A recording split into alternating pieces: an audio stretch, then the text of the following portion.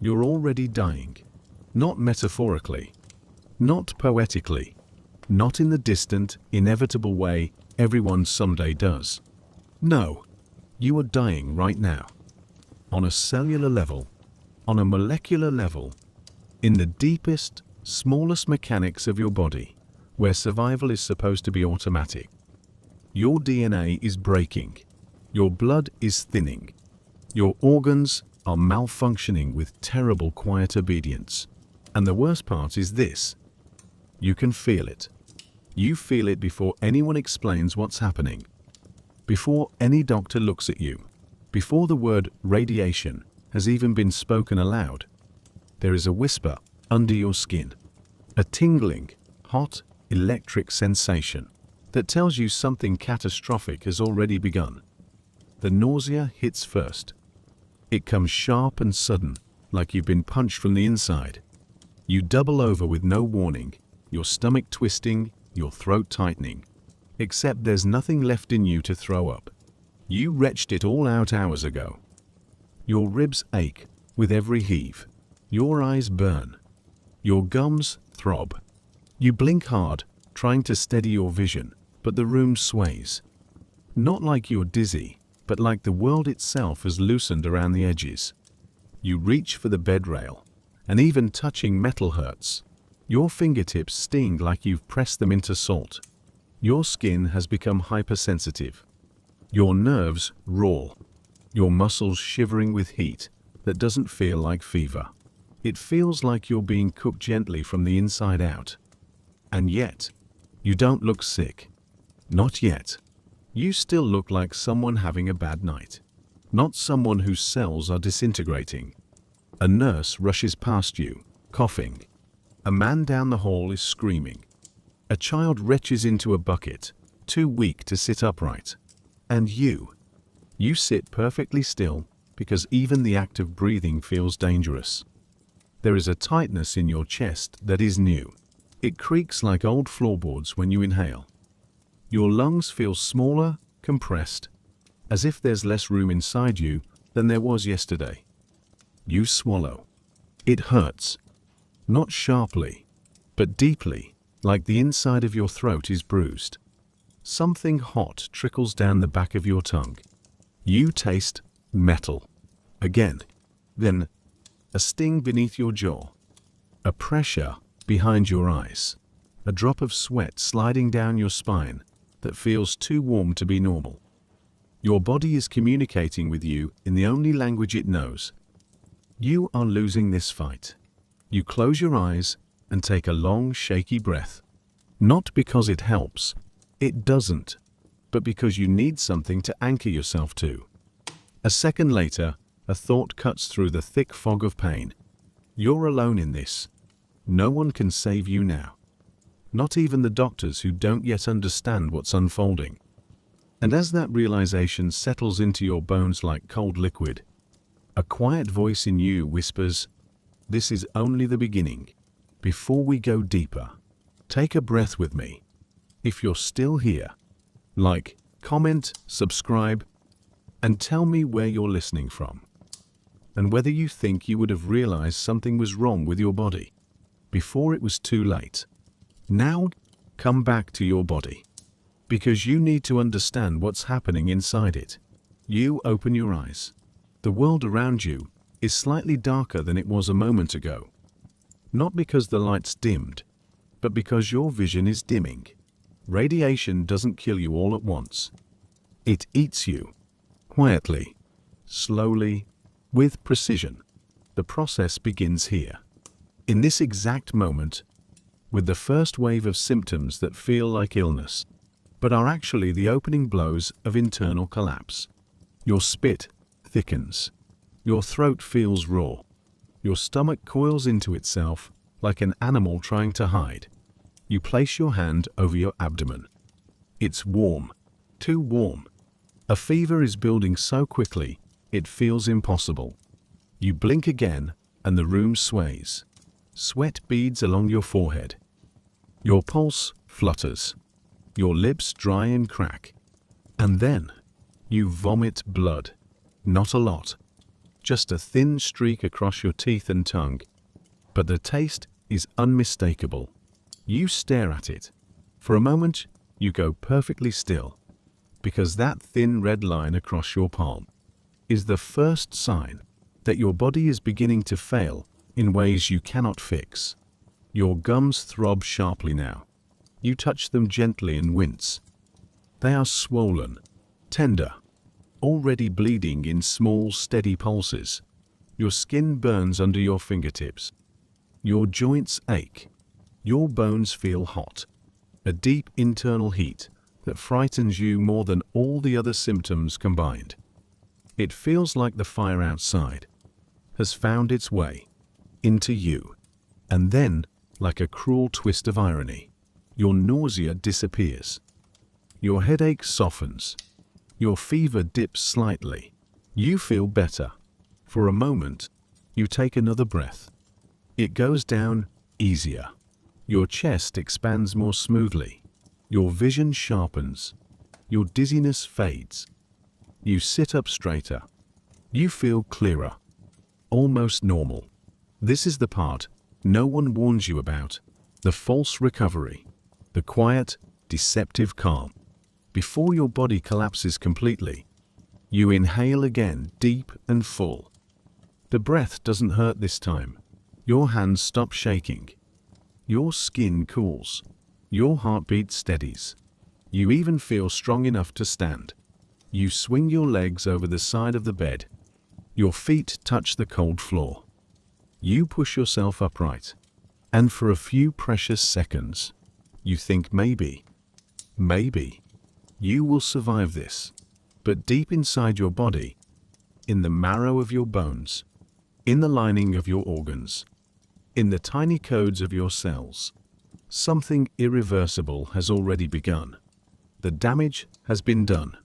The clock is already ticking. And the worst part, you cannot feel the collapse yet. Not fully, not until it's too late. You stand, and for a brief, shining moment, you believe the worst is behind you. Your breath comes easier. Your head clears. The heat under your skin cools.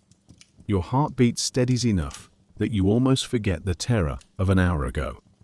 This is the cruelest stage of radiation poisoning. The quiet plateau between the first strike and the fatal blow. You touch your face. Your skin feels normal. Your lips don't sting. Your throat isn't screaming. You take a step, then another. Your legs wobble, but they hold. The nurse walking by smiles weakly. See, you're doing better. You nod, even though something in you disagrees. Your body feels too calm, too quiet, like the storm didn't pass. It just moved underground. You inhale slowly. No burning, no coughing, no metallic taste. You almost feel human again. Almost, but the improvement isn't real. It's a performance your body puts on as it quietly dies. The doctors don't see it at first. They glance at your chart, at the monitor, at the soft return of color to your cheeks. Your pulse looks steadier. Your temperature dips just enough. Your breathing evens out. A nurse even smiles when you answer her question without slurring. It all looks promising, but only on the surface. Inside, the damage is accelerating. Your DNA repair systems have already failed. Your cells have begun to tear themselves apart, quietly, methodically. The body doesn't scream when this happens. It goes still. It goes calm. Your stomach stops cramping, not because the pain is gone, but because the nerves responsible for warning you have burned out. The lining of your digestive tract is sloughing away in microscopic sheets. Yet, you feel fine. The metallic taste fades from your mouth. Not because the radiation has passed, but because the salivary glands producing the bloodied taste have been destroyed. You swing your legs over the edge of the bed. Your limbs feel lighter. Your skin feels smoother. Your hands, which shook violently just hours ago, now rest perfectly still. A doctor notes the improvement. He murmurs something about stabilization. Another marks your chart, relieved. None of them notice the subtle swelling in your face, hidden beneath good color. None of them notice the faint sheen on your skin. Not sweat, but lymphatic fluid leaking through dissolving capillaries. Your blood counts are plummeting, but they won't test again for an hour. By then, it will be too late.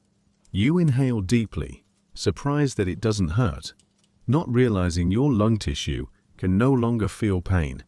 The alveoli have begun to break down, one by one, but sensation has gone silent. A gift of nerve death. You shift on the bed, feeling stronger, not realizing strength is the absence of signals. Your body's alarm system has been destroyed at the root. For a moment, you genuinely believe you're recovering. You think about standing. You think about asking for real food. Your mind, buoyed on a chemical storm of failing neurotransmitters, feels almost euphoric. The nurses don't see the truth. Your GI tract is starting to bleed internally. Your bone marrow is shutting down like lights in a distant city. Your white blood cell count is collapsing into single digits. Your immune system is already a ghost. And yet, you feel calm. You feel clear. You feel alive. This is what makes acute radiation syndrome so cruel. The moment you feel your best is often the moment your body is closest to death. Your cells are dying too quickly to send signals. Your organs are failing too silently to warn you. Your brain is too inflamed to understand danger. Your body is collapsing inward, but giving you the worst possible mercy. It hides the truth. You take another slow, steady breath and mistake it for healing. The doctors step out of the room for a moment, and that's when everything begins to unravel. A single hair floats downward past your cheek. You blink, confused. Did it fall from the ceiling? A breeze? Static? You touch your hairline, and a cluster comes away in your hand. Not a strand, not a few, a fistful. Your breath shatters. Your throat locks. Your stomach drops with a force more violent than any explosion outside. You stare at the hair in your palm. Dark, curled, lifeless. And your mind refuses to process it. Another piece slips from your scalp. And another. And another. You reach up again, and it comes out effortlessly, as if it no longer belongs to you. You open your mouth to speak, but your voice fails. Only a thin wheeze escapes. Your gums begin to ache again. A deep, throbbing pulse beneath the surface. You press a finger to them and recoil at the tenderness. Your vision blurs. A sudden wave of heat floods your face. Sweat beads along your temples. Your false recovery ends here. Your collapse begins now. Your stomach cramps violently, doubling you over. You gasp, but the breath gets stuck halfway down, caught behind a rising wall of nausea and pain. Your throat swells again. Your skin tingles, not with heat, but with a strange electric buzzing. Your fingertips go numb. Your knees buckle. You fall forward onto the bed, gripping the sheets as the second wave crashes fully into you. You choke on a cough, and this time, blood sprays across the blanket. Bright, wet, immediate. You wipe your mouth, but more comes up. Your gums bleed freely now. Your nose drips steadily. Your lips split. Your breathing turns ragged, sharp, shallow. Somewhere inside your chest, your heartbeat stumbles. Once, then again, then again. Your skin erupts in patches of red, angry blotches, burning circles, small purplish bruises with no cause and no warning. Your sweat turns cold. Your stomach burns as though acid is eating through it. Your bones ache in ways bones are not meant to ache. A deep internal pressure, like they're swelling from within. You try to stand again, but your legs refuse. Your muscles no longer belong to you. You slump sideways onto the bed, clutching your abdomen, gasping through a throat that feels narrower. With every passing second, your brief hope evaporates, leaving only the truth. Your body was never healing. It was shutting down, quietly, efficiently, fatally. Your body stops behaving like something you live inside and starts behaving like something you're observing from a distance.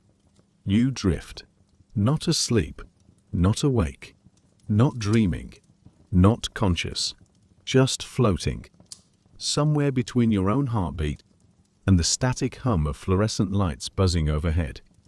Voices swim in and out, blood pressures dropping, white count at 0. Prepare dopamine. Don't think they're responding. You catch pieces, fragments, broken syllables.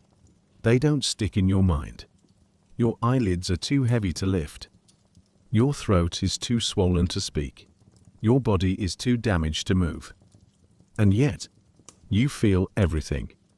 The sting of the IV in your arm, the cold sweat slicking your skin, the deep interior ache, a tender, throbbing pain that seems to radiate from your bones outward. There's a sound, a rhythmic, mechanical beep, slow, steady, pulsing like an artificial heartbeat, trying to hold the place of your real one. You try to latch onto the noise, follow it, use it as an anchor. But the world tilts, slides, melts again. You drift deeper. Images flicker behind your eyelids. Your childhood home, a railway station, someone laughing, the outline of a tree you can't quite remember, your mother's voice, but not her face. Everything is soft at the edges. Everything hurts but feels far away. Your body has stopped fighting. Everything after this is just waiting. Waiting for what collapses first. Your heart, your lungs, or your blood. Somewhere close, the nurse is crying. You can't tell if she's crying for you or for herself. A violent shiver racks through your limbs. It feels like electricity crawling through your nerves. Sharp, hot, unbearable. It fades. You drift again. Your breath catches. You forget to inhale. You forget to exhale. Your body reminds you, painfully, dragging in another shallow gasp that barely fills your chest. This isn't sleep. This is the moment before the end. Your mind flickers like a failing bulb. The world dims. The beeping slows. Death does not arrive like a dramatic moment. It arrives like erosion. Quiet, inevitable, happening cell by cell. Inside you, your intestines are bleeding. Your bone marrow has stopped producing blood. Your kidneys are failing. Your liver is necrotic. Your lungs are filling with fluid. Your heart is misfiring like a dying engine. You are shutting down. From the inside out, your skin breaks open in new places. Your gums leak again. Your vision turns grey.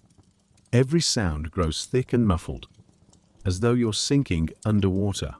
Your fingers go numb. Your toes go numb. Your lips go cold. Someone shouts your name.